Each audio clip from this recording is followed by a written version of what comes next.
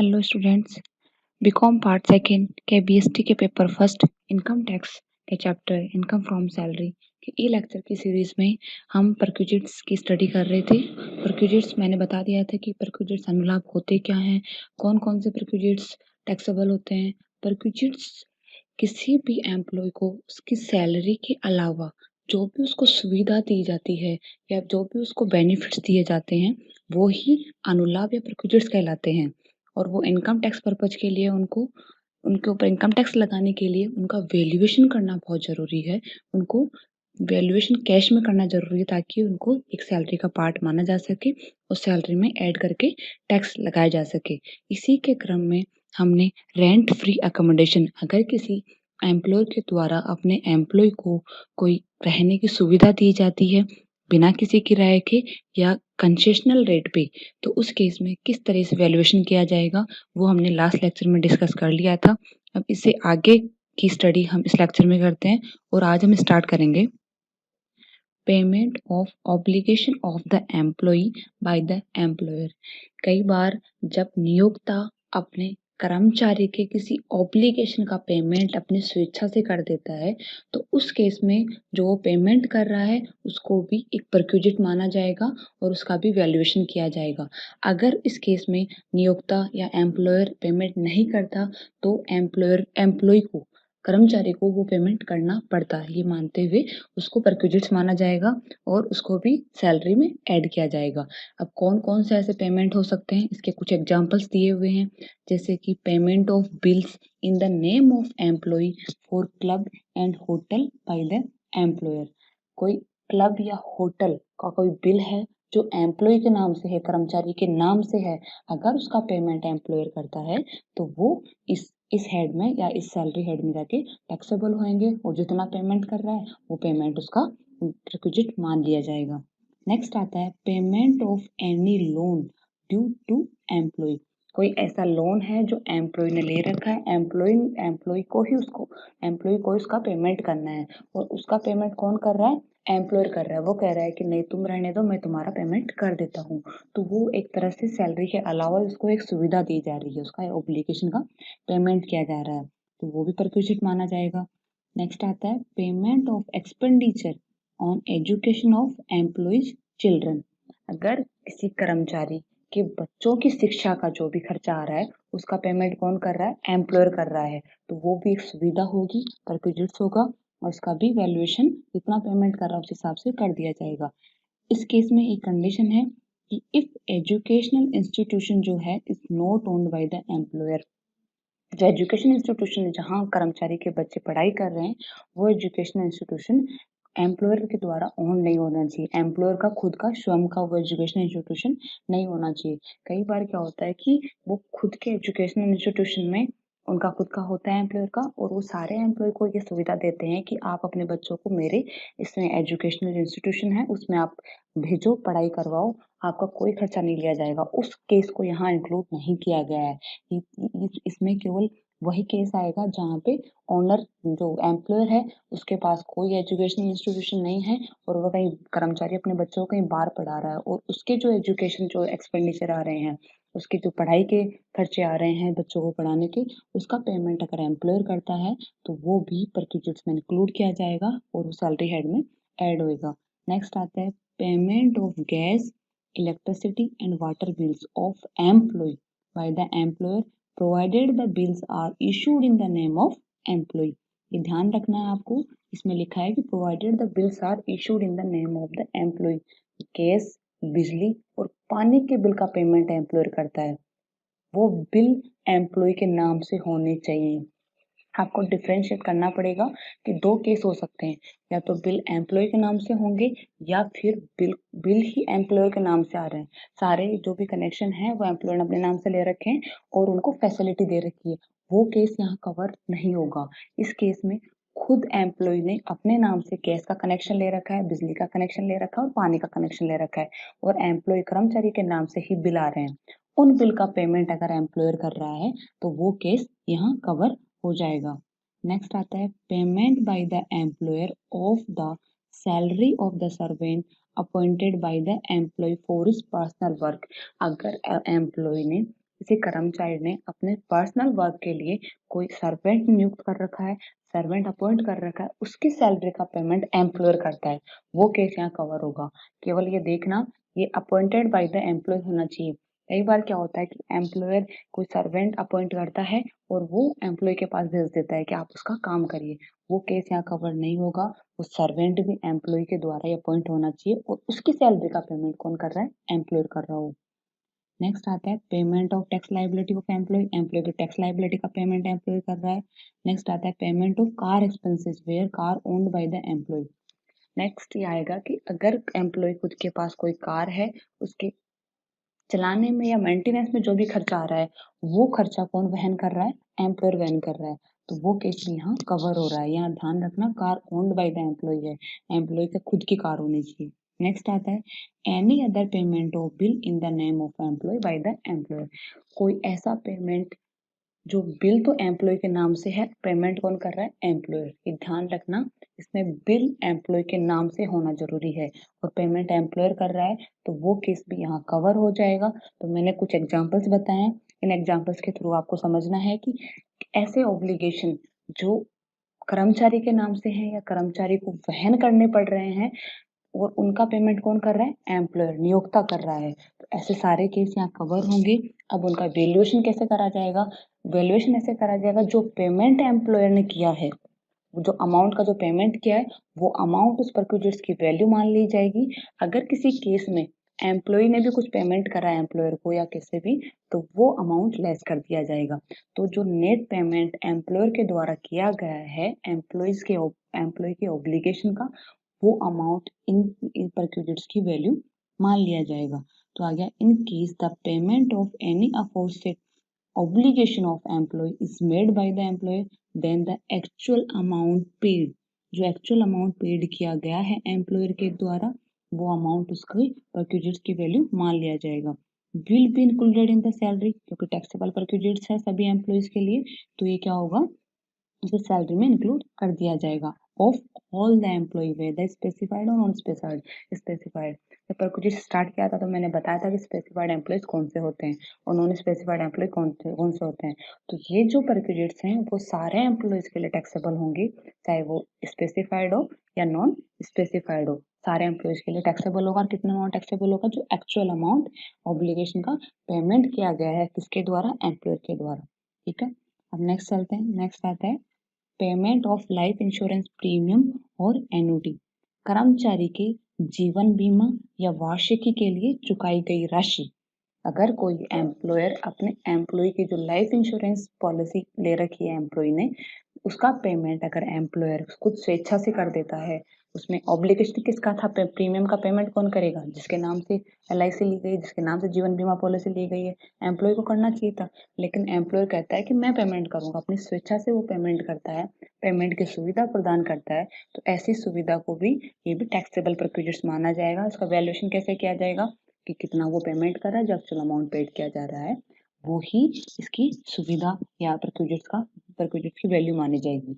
If the employer pays any amount of employee's life insurance or annuity contract, the amount actually paid shall be taxable procedures for the employee. तो जितना actual amount पे किया गया है उसी को क्या माना जाएगा, प्रोसीजर्स की वैल्यू मानी जाएगी। इस केस में कुछ बातें ध्यान रखनी है आपको, जैसे कि यदि नियोक्ता ऐसे प्रीमियम का भुगतान करता है तो ऐसे प्रीमियम की राशि देय होने पर अनुलाभ होगा, न कि भुगतान करते समय। लाइफ इंश्योरेंस पॉलिसी का जब प्रीमियम अमाउंट ड्यू हो जाएगा, उसी टाइम उसको टैक्सेबल उसको उसका अनुलाभ या प्रोसीजर्स मान लिया जाएगा, पेमेंट करने पर नहीं। मान लीजिए जनवरी का अमाउंट, जो प्रीमियम का अमाउंट है, जनवरी एंड में ड्यू हो गया। अब ड्यू होने के बाद कुछ टाइम पीरियड मिलता है, वो जनवरी में पेमेंट ना करके फेब में पेमेंट करता है, तो जनवरी में ही उसको टैक्सेबल प्रोसीजर्स मान लिया जाएगा और उसको सैलरी में ऐड कर दिया जाएगा। एक चीज आपको और ध्यान रखनी है कि नियोक्ता द्वारा चुकाए गए प्रीमियम की राशि पर कर्मचारी को जो डिडक्शन मिलते हैं, आपको पता है जो LIC लाइफ इंश्योरेंस पॉलिसी अगर कोई एम्प्लॉय लेता है, अगर कोई भी व्यक्ति लेता है और वो लाइफ इंश्योरेंस पॉलिसी उसने ले रखी है, तो उसका अगर प्रीमियम का पेमेंट करता है तो उसको जब टैक्स कैलकुलेट किए जाते हैं उसके नाम से, तो उसको 80C सेक्शन 80C है, उसमें डिडक्शन मिलता है, कटौती मिल जाती है उस अमाउंट की जितना अमाउंट उसने LIC का पेमेंट किया है। तो अगर एम्प्लॉयर पेमेंट कर रहा है उसकी जगह तो भी उसको वो डिडक्शन, वो कटौती उसको अलाउ हो जाएगी जब उसका टैक्स लायबिलिटी कैलकुलेट की जाएगी। दो बातें आपको उसमें ध्यान रखनी है। तो अब नेक्स्ट चलते हैं। नेक्स्ट आता है हमारा पेमेंट ऑफ इंटरेस्ट फ्री और कंसेशनल लोन। अगर कोई एम्प्लॉयर अपने एम्प्लॉय को इंटरेस्ट फ्री लोन देता है कि आपको लोन की जरूरत है, आपको अगर ऋण लेना है तो आप लीजिए, मैं आपसे कोई इंटरेस्ट नहीं लूंगा। और कंसेशनल लोन का मतलब क्या है कि जो इंटरेस्ट की रेट बाहर चल रही है उससे कम रेट पे वो उसको एम्प्लॉय को लोन देता है। तो ऐसी कोई सुविधा दी जाती है तो वो भी एक टैक्सेबल परक्विजिट्स होता है। तो उस केस में कैसे किस तरीके से वैल्यूएशन किया जाता है उसका हम आगे देखते हैं। तो आता है in case employer has granted interest free loan, अगर इंटरेस्ट फ्री लोन ब्याज मुक्त ऋण प्रदान करता है, और कंसेशनल लोन रियायती ब्याज दर पर ऋण प्रदान करता है टू इट्स एम्प्लॉय अपने कर्मचारियों को, और employees member of house hold उसके पारिवारिक सदस्यों को अगर बिना ब्याज के ऋण प्रदान करता है या रियायती दर पर ब्याज ऋण प्रदान करता है तो उस केस में किस तरीके से वैल्यूएशन किया जाएगा। इसके लिए आपको 3 अमाउंट कैलकुलेट करने पड़ेंगे। एक तो क्या है, compute interest on the basis of SBI lending rates on the first day of previous year। जो first day of previous year है, प्रीवियस ईयर कौन सा होता है, जिस वर्ष की इनकम के ऊपर टैक्स लगाया जाता है। मान लीजिए अभी ईयर चल रहा है हमारा 2020-21, तो इसको असेसमेंट ईयर मान लेते हैं। तो इसका प्रीवियस ईयर कौन सा होगा, 1 अप्रैल 2019 से लेके 31 मार्च 2020। तो प्रीवियस ईयर की फर्स्ट डे कौन सा होगा, 1 अप्रैल 2019। फर्स्ट डे प्रीवियस ईयर का फर्स्ट डे जो SBI की लैंडिंग रेट चल रही थी, जो स्टेट बैंक ऑफ इंडिया जो हमारा SBI है उसके जो भी रेट है, जो भी इंटरेस्ट रेट है उसके बेसिस पे इंटरेस्ट कैलकुलेट किया जाएगा। ठीक है, एक तो कौन सा, वो आपको इंटरेस्ट रेट क्वेश्चन में दे रखी होगी। तो SBI की जो लैंडिंग रेट थी कब, first day of previous year के फर्स्ट डे पे जो लैंडिंग रेट थी उस रेट से जो लोन दिया गया है कर्मचारी को उस लोन के ऊपर इंटरेस्ट कैलकुलेट किया जाएगा और उसको कंपेयर किया जाएगा, compare with actual interest paid by the employee. जो एम्प्लॉय ने एक्चुअल इंटरेस्ट जो पे किया है उससे कंपेयर किया जाएगा।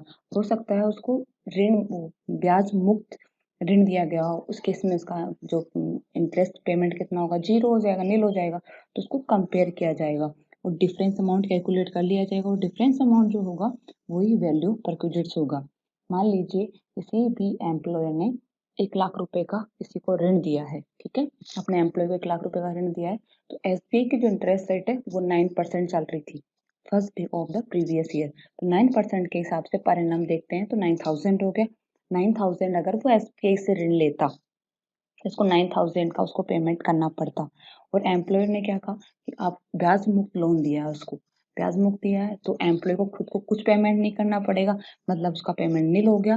दोनों को कंपेयर करते हैं तो 9,000 के जो डिफरेंशिएट वैल्यू आ रही है, डिफरेंस आ रहा है, वो 9,000 को क्या मान लिया जाएगा, वैल्यू ऑफ परक्विजिट मान लिया जाएगा और उसको सैलरी में ऐड कर दिया जाएगा क्योंकि ये टैक्सेबल परक्विजिट है। इसमें आपको कुछ बातें ध्यान रखनी है। इसमें नेक्स्ट आता है नथिंग इज टैक्सेबल इफ, दो केस ऐसे दिए गए हैं उस केस में कुछ भी टैक्सेबल नहीं होगा, मतलब कि उसको टैक्स फ्री परक्विजिट मान लिया जाएगा। कौन कौन से केस हैं, एक तो है loan in aggregate do not exceed ₹20,000। जो लोन दिया गया है वो इन एग्रीगेट 20,000 से ज्यादा नहीं है। ठीक है, 20,000 तक का ही लोन दिया गया है तब आपको उस पे चाहे वो ब्याज मुक्त दिया गया हो या रियायती दर पे दिया गया हो, कैसे भी दिया गया हो, उसकी कोई आपकी वैल्यू टैक्सेबल नहीं होगी, टैक्सेबल परक्विजिट उसको नहीं माना जाएगा। एक है loan is provided for treatment of specified disease. कुछ स्पेसिफाइड डिजीज होती हैं उनके ट्रीटमेंट के लिए अगर लोन दिया जाएगा, जैसे कैंसर आता है इसमें, एड्स वगैरह आता है, ऐसे डिजीज जो होती हैं उन डिजीज के इलाज के लिए अगर एम्प्लॉयर आपको लोन दे रहा है, किसी एम्प्लॉय को लोन दे रहा है, वो चाहे ब्याज मुक्त दे रहा हो या रियायती दर पे दे रहा हो, तो उस केस में भी कोई भी अमाउंट टैक्सेबल नहीं होगा ब्याज का। तो इसको भी इसको भी टैक्स फ्री परक्विजिट मान लिया जाएगा। अब यहाँ पे लोन इन एग्रीगेट आपको ध्यान रखना है, जब मंथ एंड होएगा उस मंथ एंड तक आप हर महीने आप जब इंटरेस्ट कैलकुलेट करोगे तो मंथ एंड पे उसका एग्रीगेट अमाउंट जो लोन का है वो 20,000 से ज्यादा नहीं होना चाहिए। मान लीजिए उनको 1 अप्रैल को उसने लोन लिया है 15,000 का, 15,000 का लोन लिया, 15,000 का लोन लिया तो उसने कहा कि मैं 1-1 हज़ार की किस्त पेमेंट करूंगा। 1 अप्रैल को लिया तो उसने 1 जुलाई को जाके फिर दोबारा 15,000 का ले लिया। 1 अप्रैल को लिया था 1,000 पेमेंट करना था, तो कितना लिया था 15 में से एक एक 1,000 उसने मई में पेमेंट किया, 1,000 उसने जून में पेमेंट किया, 1,000 जुलाई में। 3,000 वो पेमेंट कर चुका है, तो अभी भी उसका लोन 12,000 का बच रहा था। उसने फिर जाके जुलाई में 15,000 का लोन ले लिया, तो 15 + 12 हो गया 27,000। मतलब कि ये लोन का अमाउंट क्या होगा, 20,000 ज्यादा हो गया। तो उस केस में जुलाई से उसको क्या होगा, जो भी डिफरेंस अमाउंट है इंटरेस्ट का एसबीआई लैंडिंग रेट के हिसाब से और जो खुद पेमेंट कर रहा है उसके हिसाब से जो भी डिफरेंस अमाउंट होगा वो टैक्सेबल हो जाएगा। इसमें एक ध्यान रखना है कि interest on maximum outstanding monthly balance of advance is considered to determine any concession in interest. तो क्या होगा, जो मैक्सिमम आउटस्टैंडिंग मंथली बैलेंस है, जो जो भी उसको लोन दिया गया है उसका मैक्सिमम आउटस्टैंडिंग मंथली बैलेंस है। आप देखेंगे जब पूरे मंथ का मंथ वाइज इंटरेस्ट निकलता है तो जो मैक्सिमम आउटस्टैंडिंग है किसी भी मंथ का, उसके ऊपर जो इंटरेस्ट दिया जा रहा है, कर्मचारी से कितना लिया जा रहा है और एसबीआई लैंडिंग रेट के हिसाब से कितना है, वो मैक्सिमम आउटस्टैंडिंग बैलेंस को ही कंसिडर किया जाएगा रियायती दर निकालने के लिए। जो इंटरेस्ट का अमाउंट कितना कंसेशन उसको दिया जा रहा है इंटरेस्ट में, वो निकालने के लिए क्या लिया जाएगा, मैक्सिमम आउटस्टैंडिंग मंथली बैलेंस ही लिया जाएगा। Maximum monthly balance means balance of loan on the last day of each month. तो हर महीने जब इंटरेस्ट कैलकुलेट करोगे, हर महीने देखोगे कितना अमाउंट लोन का बचा है, क्योंकि वो हर महीने कुछ पेमेंट कर रहा है किस्त का, उस किस्त का पेमेंट करने के बाद में कितना उसका अमाउंट लोन का बच रहा है, तो हर महीने का निकाला जाएगा और जो मैक्सिमम आउटस्टैंडिंग होगा किसी मंथ का वो ही कंसिडर किया जाएगा कंसेशन कितना दिया जा रहा है इंटरेस्ट में, वो कैलकुलेट करने के लिए।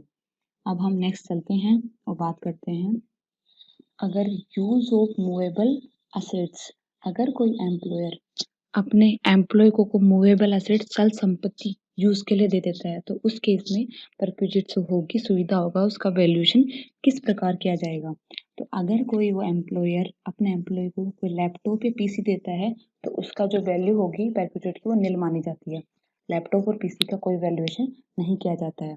अगर इसके अलावा कोई मूवेबल असेट्स दी जाती है, इसके अलावा कोई भी चल संपत्ति दी जाती है अगर एम्प्लॉयर के द्वारा अपने एम्प्लॉय को, तो उस केस में वैल्यूएशन कैसे किया जाएगा, 10% of actual cost of such assets. जो असेट्स दी गई है उसका जो एक्चुअल कॉस्ट है उसका 10% ले लिया जाएगा, या फिर अगर उसकी खुद की नहीं है, एम्प्लॉयर की नियोक्ता की खुद की वो असेट्स नहीं है, उसने किराए पे लिया है, तो जो भी उसके हायर चार्जेस या रेंट चार्जेस उसको पे किए गए एम्प्लॉयर के द्वारा वो अमाउंट ले लिया जाएगा। दोनों में होगा, या तो एम्प्लॉयर के द्वारा खुद की ओन्ड खुद की होगी वो चल संपत्ति, या फिर उसने किराए पे ली होगी। अगर खुद की है तो क्या ले लिया जाएगा, एक्चुअल कॉस्ट का 10%। अगर खुद की नहीं है तो जो भी उसने रेंट पे किया है, हायर चार्जेस पे किए हैं, वो अमाउंट ले लिया जाएगा। इसके अलावा कोई उसने अमाउंट अगर रिकवर किया है एम्प्लॉय से, या एम्प्लॉय से कोई अमाउंट, कर्मचारी से कोई अमाउंट वापस लिया है कि आप ये चीज यूज कर रहे हो तो इतना अमाउंट आप पे करोगे, तो वो अमाउंट उस वैल्यू में से लेस कर दिया जाएगा। ठीक है, जिस तरीके से हम रेंट पे अकोमोडेशन का वैल्यूएशन करते थे उसी तरीके से होगा। खुद के द्वारा ओन्ड है तो 10% ऑफ उसका जो भी एक्चुअल कॉस्ट थी असेट्स की उसका 10% ले लिया जाएगा, उसमें से लेस कर दिया जाएगा कितना अमाउंट, जो अमाउंट एम्प्लॉयर के द्वारा अपने एम्प्लॉय से रिकवर किया जा रहा है। अगर खुद की नहीं है तो जो भी हायर चार्जेस पे किए गए, रेंट पे किया गया है, वो उसकी वैल्यू मान ली जाएगी और उस वैल्यू में से भी क्या लेस कर दिया जाएगा, कोई अमाउंट रिकवर किया गया है किसी एम्प्लॉय से। नेक्स्ट आता है ट्रांसफर ऑफ मूवेबल असेट्स। कोई चल संपत्ति हस्तांतरित की जा रही है अपने एम्प्लॉय को। हो सकता है कि बिना अमाउंट के उसको, बिना किसी वैल्यू के, बिना किसी वैल्यू लिए ही उसको कोई मूवेबल असेट चल संपत्ति ट्रांसफर की जा रही है, तो उस केस में सुविधा का मूल्यांकन, उसकी परक्विजिट्स का मूल्यांकन कैसे किया जाएगा। उसमें जो भी मूवेबल असेट्स हैं उनको 3 पार्ट में डिवाइड किया गया है। सबसे पहला आता है अगर कोई कंप्यूटर या इलेक्ट्रॉनिक्स ट्रांसफर किए जा रहे हैं, कंप्यूटर हो गया और इलेक्ट्रॉनिक गैजेट्स हो गए, जिसमें आते हैं प्रिंटर आ गए, डिजिटल डायरी आती है, सॉफ्टवेयर आते हैं, डाटा स्टोरेज हो गए आदि सम्मिलित किए जाते हैं। ये सब चीजें अगर उसको ट्रांसफर की जा रही है, किसको, एम्प्लॉय को ट्रांसफर की जा रही है बिना किसी अमाउंट के, बिना किसी वैल्यू के, तो उस केस में वैल्यूएशन कैसे किया जाएगा। सबसे पहले ले ली जाएगी उसकी ओरिजिनल कॉस्ट, कितने पे उसको खरीदा गया था एम्प्लॉयर के द्वारा, जो भी उसकी ओरिजिनल कॉस्ट होगी वो ले ली जाएगी और उसमें से लेस किया जाएगा depreciation at the rate of 50% per annum for each completed year. तो आपको ध्यान रखना है इसमें से क्या लेस किया जाएगा, हार्स लेस किया जाएगा प्रत्येक संपूर्ण एक वर्ष के लिए क्रमागत हार्स पद्धति से 50% की दर से हार्स घटाया जाएगा। रिड्यूसिंग बैलेंसिंग मेथड यानी क्रमागत हार्स पद्धति आप जानते हो क्योंकि 11th-12th में आप पढ़ चुके हो कि दो तरह के मेथड और भी होते हैं डेप्रिसिएशन के। जो मेन मेथड है दो होते हैं, एक क्रमागत हार्स पद्धति होती है, एक स्थायी किस्त पद्धति होती है। WDV जो मेथड होता है उसमें ये होता है कि हर साल जो डेप्रिसिएशन का अमाउंट है वो लेस करने के बाद जो वैल्यू बचती है उस वैल्यू पे ही नेक्स्ट ईयर डेप्रिसिएशन लगाया जाता है। और स्थायी किस्त पद्धति में क्या होता है, जो भी उसकी वैल्यू होती है, अगर मान लीजिए 1 लाख किसी एसेट्स की वैल्यू है, 10% डेप्रिसिएशन स्थायी किस्त पद्धति से लगाया जा रहा है, 10% होगा 10,000, तो हर ईयर उसका 10,000 लेस करते रहेंगे। और WDV में कैसे करेंगे, 1 लाख में से 10,000 लेस किया, फिर बच गया हमारा 90,000, फिर 90,000 का 10% 9,000 लेस किया जाएगा, फिर हमारा जो अमाउंट बचेगा उसका 10% लेस करते रहेंगे। इस तरीके से WDV में कैलकुलेट किया जाता है। तो अगर कोई एम्प्लॉयर अपने एम्प्लॉय को कोई कंप्यूटर दे रहा है, कोई इलेक्ट्रॉनिक गजेट दे रहा है, तो उस केस में कैसे वैल्यूएशन किया जाएगा, उसकी ओरिजिनल कॉस्ट में से जो भी कंप्लीटेड ईयर्स हैं, आपको ध्यान रखना है कंप्लीटेड ईयर्स लेने हैं केवल अपने को, जो पार्ट ऑफ ईयर नहीं लेना है। उन कंप्लीटेड ईयर उनका जो कंप्लीटेड ईयर है उन ईयर के लिए 50% परिणाम के हिसाब से WDV मेथड है, रिड्यूसिंग बैलेंसिंग मेथड है, उस मेथड से डेप्रिसिएशन कैलकुलेट किया जाएगा और वो लेस कर दिया जाएगा। उसके बाद जो अमाउंट आएगा हमारा WDV आ जाएगा, रिटर्न डाउन वैल्यू आ जाएगी हमारी, और उस अमाउंट में से भी अगर कोई अपने एम्प्लॉय से कोई अमाउंट रिकवर कर रहा है, तो अमाउंट रिकवर्ड फ्रॉम एम्प्लॉय कोई होता है, अपने एम्प्लॉय से कोई अमाउंट रिकवर कर रहा है, तो वो भी लेस कर दिया जाएगा, और जो वैल्यू आएगी लास्ट में उस वैल्यू को क्या मान लिया जाएगा, उस परक्विजिट की वैल्यू मान लिया जाएगा।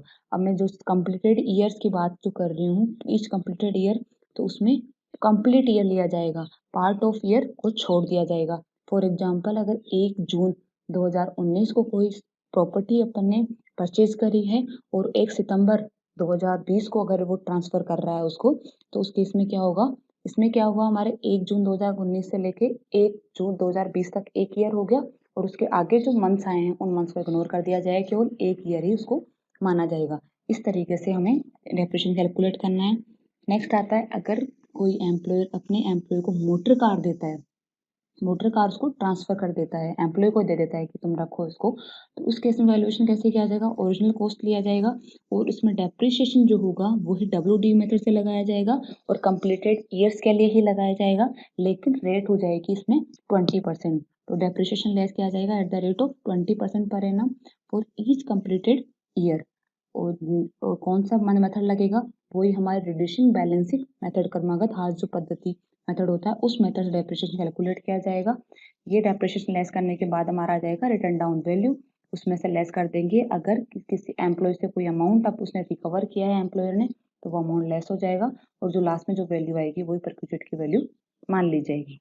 लास्ट आता है any other assets, motor car, computer, electronic asset के अलावा कोई असेट्स देता है, जैसे घरेलू उपकरण, टीवी, फ्रिज, AC, ओवन, कुछ भी देता है, तो उस केस में क्या होगा, और एक्चुअल कॉस्ट लेंगे और उस कॉस्ट में से हम लेस करेंगे depreciation at the rate of 10% for each completed year. जो कंप्लीटेड ईयर्स हैं उनके लिए 10% पर एनम के हिसाब से डेप्रिसिएशन लेस करेंगे। इसमें सबसे बड़ा अंतर है, जो मेथड ऑफ डेप्रिसिएशन होगा वो फिक्स्ड इंस्टॉलमेंट मेथड है, स्थायी किस्त पद्धति के हिसाब से डेप्रिसिएशन लगाया जाएगा। ठीक है, ये चीज ध्यान रखनी है आपको। तो स्थायी किस्त पद्धति है, फिक्स्ड इंस्टॉलमेंट मेथड है, वो यहाँ पे यूज किया जा रहा है। और अदर दो जो पार्ट थे हमारे, मतलब दो चीजें थी, इसके अलावा दो चीजें थी, उनमें WDV मेथड यूज किया, रिड्यूसिंग बैलेंसिंग मेथड यूज किया जा रहा था, क्रमागत हार्स पद्धति मेथड यूज किया जा रहा था, और इसमें यूज किया जाएगा फिक्स्ड इंस्टॉलमेंट मेथड। उसके बाद जो वैल्यू आएगी वो रिटर्न डाउन वैल्यू आ जाएगी, और अगर एम्प्लॉयर ने अपने एम्प्लॉयर से कुछ अमाउंट रिकवर किया है तो वो भी लेस हो जाएगा, और फिर जो अमाउंट आएगा वो हो जाएगा हमारे वैल्यू ऑफ परक्विजिट। तो मैंने बता दिया कि अगर कोई चल संपत्ति, मूवेबल असेट्स जैसे कंप्यूटर हो गए, कंप्यूटर, लैपटॉप, इलेक्ट्रॉनिक्स हो गए, या फिर मोटर कार हो गए, any other assets, fridge, AC जो भी हैं, वो अगर ऐसा कोई असेट ट्रांसफर की जाती है किसी एम्प्लॉयर के द्वारा अपने एम्प्लॉय को, तो उस केस में परक्विजिट का वैल्यूएशन किस तरीके से किया जाए, एक्चुअल कॉस्ट में से डेप्रिसिएशन लेस किया जाएगा और कोई अमाउंट रिकवर किया गया है एम्प्लॉय से, वो अमाउंट लेस कर दिया जाएगा और जो लास्ट में वैल्यू आएगी वो परक्विजिट की वैल्यू मान ली जाएगी। इसमें ध्यान रखना, कंप्यूटर एंड इलेक्ट्रॉनिक्स के और मोटर कार के लिए जो मेथड ऑफ डेप्रिसिएशन है वो है आरबीएम, रिड्यूसिंग बैलेंसिंग मेथड। और एनी अदर एसेट्स के लिए कौन सा है, एफआईएम, फिक्स्ड इंस्टॉलमेंट मेथड। और उसमें कंप्यूटर इलेक्ट्रॉनिक्स के लिए जो डेप्रिसिएशन की रेट है 50% फॉर ईच कंप्लीटेड ईयर, और मोटर कार के लिए है 20% फॉर ईच कंप्लीटेड ईयर, और एनी अदर एसेट्स के लिए है 10% फॉर ईच कंप्लीटेड ईयर। अब नेक्स्ट इससे आगे की बात हम नेक्स्ट लेक्चर में करेंगे। कौन कौन से प्रोसीजर्स और रह गए उसके बारे में हम बात करेंगे। Thank you.